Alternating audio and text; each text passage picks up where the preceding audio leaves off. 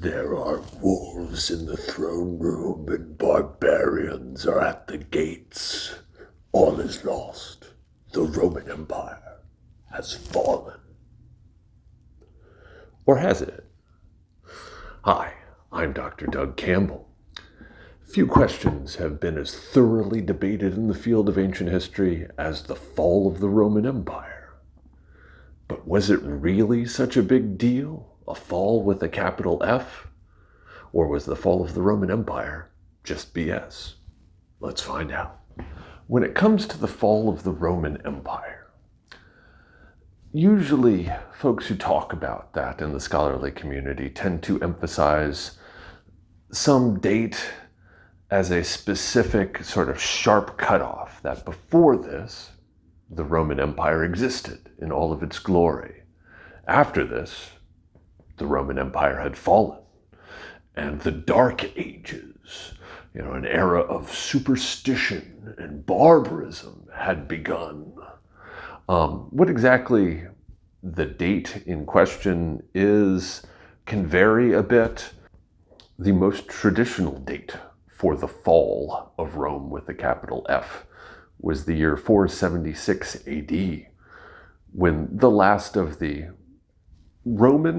Roman emperors, a guy with the none more Roman name of Romulus Augustulus, was forced to step off the throne by an Ostrogothic king named Odoacer, sort of marking an official, as if such a thing is possible, end of the Roman Empire.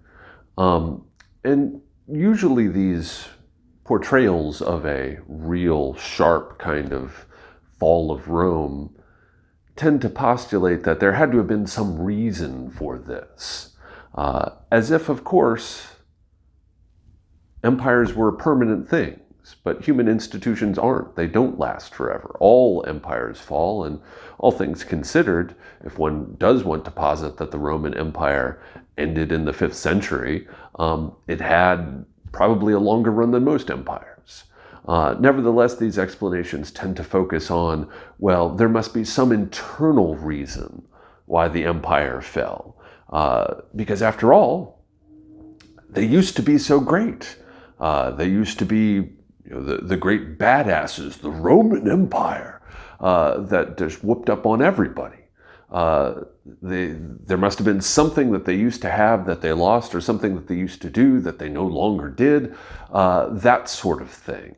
Moreover, these sorts of explanations do tend to, in identifying a cause for a decline or a decay of the Roman Empire, often make fairly present-minded arguments that usually when a given scholar says the Roman Empire fell because of X, bundled up in that statement is also an implied critique of their own society. Not only did Rome fall because of X, but X is also a factor now, and we need to do something about X, or we'll fall just like the Roman Empire fell.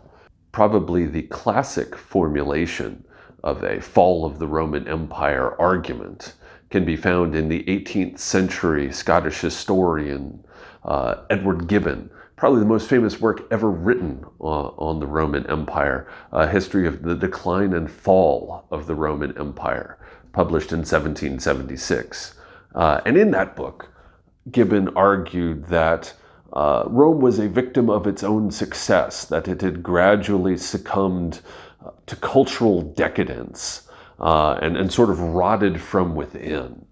Most particularly, Gibbon tried to argue that the conversion of the Roman Empire in the 300s and 400s had sort of weakened the spirit of Roman civic virtue, duty to Rome, the military ethos, all of that, and that was one of the primary factors leading to the collapse of Rome. But there are various scholars who made those sorts of arguments, and like Gibbon's, which probably says more about his era of the Enlightenment than it actually did about Rome. Usually those arguments tell you much more about the historian's perspective than they do about Rome. Now, obviously, with any fall of Rome kind of portrayal, you have to sort of deal with, well, what came afterwards? That obviously Rome is supplanted by something, and in most versions of this, It is by the peoples that the Romans uncharitably called barbarians, which, just as an aside, as somebody who comes from good Northern European stock, I just have to say, Rome, dude, that's hurtful. That's hurtful. You are throwing shade on those Germanic tribes, which is what most of them were. We are talking about Goths. No, not those guys, not the dudes with like the black hair dye and the crappy techno music, but like rough and ready Germanic warriors, the Ostrogoths, the Visigoths, Franks, Angles, Saxons, Lombards, Jutes. There's a whole cluster of those guys, as well as some non-Germanic peoples. There's also the Huns, decidedly non-Germanic, steppe warriors coming out of Central Asia, but all of these various groups, which the Romans lumped together as barbarians, kind of swept into Roman territory, and the Roman Empire, weakened from within, was just simply no longer able to defend itself. Now, I suppose one could say, well, sure, there may be various explanations for why the Roman Empire fell, but surely it is not a matter of dispute that the Roman Empire did fall, that the fall of Rome with the capital F was at least a thing, regardless of why it happened. Not so fast there.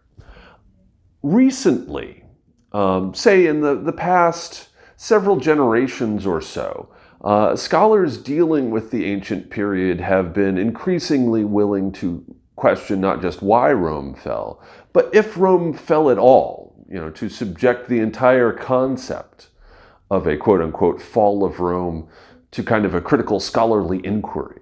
And you can actually make a pretty solid set of arguments against the notion of a fall of Rome. A few of the arguments that can be made, I think probably the strongest one is just simply the fact that there is a whole chunk of the empire, the eastern half of the Roman Empire, that did not fall. This eastern zone of the Roman Empire is called by scholars the Byzantine Empire, but that's an anachronistic term. Nobody living in the Byzantine Empire was ever aware that they were living in something called the Byzantine Empire. Everybody living in that zone referred to themselves as Romans and thought that what they were living in was the Roman Empire. Obviously, there were some differences between the Byzantine Empire and classic Rome, if you will. It's a little bit further east. Culturally, it was much more Greek than the Roman Empire had been. It wasn't centered on the city of Rome itself, although its capital, the city of Constantinople, had been founded in the 4th century by Constantine the Great, explicitly as a second Rome, and was a magnificent capital, a hub of trade and culture and political power, one of the world's great cities then and now. And provided a hub for a whole chunk of the Roman Empire that did not fall until the 15th century, when Constantinople finally was conquered by the Ottoman Turks. But it's a little bit hard to argue that Rome fell when a good half of it didn't. Another factor that you could point to, the folks that the Romans referred to as barbarians. These guys, whatever their flaws, whatever their virtues, they were not savages. They were not interested in just murdering every last Roman they could find. I mean, in fact, the reason why they moved into Roman territory was not for the thrill of destruction, but actually to partake of the prosperity that the Roman Empire had represented. So all of those guys, they weren't so much interested in pulling everything down as just kind of plugging into that network. And that meant that the people of Rome, by and large, stuck around, and they sort of intermingled, eventually intermarried and blended with the various Germanic peoples that moved into Roman territory. Some of the Roman institutions certainly stayed around. Roman law continued to have something of an influence. The Catholic Church, the religion of the Roman Empire for its last couple of centuries or so, which had kind of grown up within the bounds of Roman culture, which had influenced Rome, but had in turn been influenced by Rome. Gradually, all of those Germanic types had been influenced by the Catholic Church, and over the centuries, they gradually converted to Roman Catholicism. So Roman religion continued to have an influence. Linguistically as well, the language of Latin that had been the primary language of the Western Roman Empire, that stuck around as well, and in fact is still there in the world today in the form of the so-called Romance, or actually Latin-derived languages. So we're talking about Italian, Spanish, Portuguese, French, Romanian, a good half of English as well. All of those languages are basically what you get when you put old Roman Latin in a blender for 1,000 years during the Middle Ages. You start with Latin on the other end. You get all of those modern languages that are to a greater or lesser degree variations on the old Roman Latin.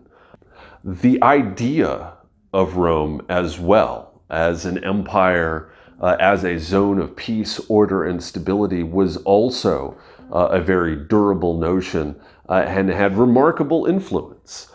Christmas Day of the year 800, a Frankish king named Charlemagne, Charles the Great, was crowned by the Pope Emperor of the Romans, despite the fact that the dude was not a Roman, had not spent any appreciable time in Rome, had nothing to do with the old Roman emperors. And yet he seized that title because he wanted to call to mind among his subjects what the idea of Rome still represented for them. Something that unified peoples throughout Europe, a multinational empire under the banner of one unifying religion. That's what Charlemagne was going for. And really for the next 1,000 years after his reign, there would always be somebody or another, usually a German prince of some sort, bearing the title of Holy Roman Emperor. Indeed, a great number of modern monarchs, whether they called themselves empereur or Kaiser or Tsar, depending on whether we're talking about France or the German lands or Russia, use titles that deliberately kind of harkened back to the old Roman Empire. So that Roman idea had continuing influence as well. So in all of those ways, yeah, there were some political discontinuities, but at the same time, there was a lot that remained the same when we're talking about Rome. If you're looking for more detailed treatments of this, some recommended readings, we already mentioned Gibbon and Decline and Fall of the Roman Empire, which, very long and in some ways pretty old-fashioned, but still very, very readable. Definitely one of the classics of historical writing in the modern era.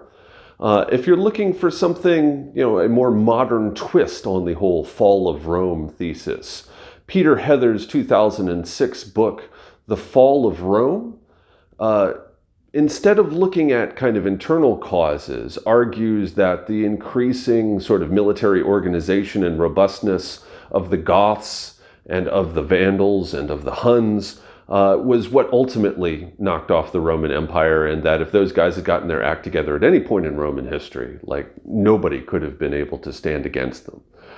If you're looking for works more critical of the whole notion of a fall of Rome, Henri Pirenne, the Belgian historian, had a number of works, in particular the posthumous Muhammad and Charlemagne, argued for the persistence of a kind of unified Mediterranean Roman culture, a kind of urban civilization based on trade that lasted long after the supposed fall of Rome.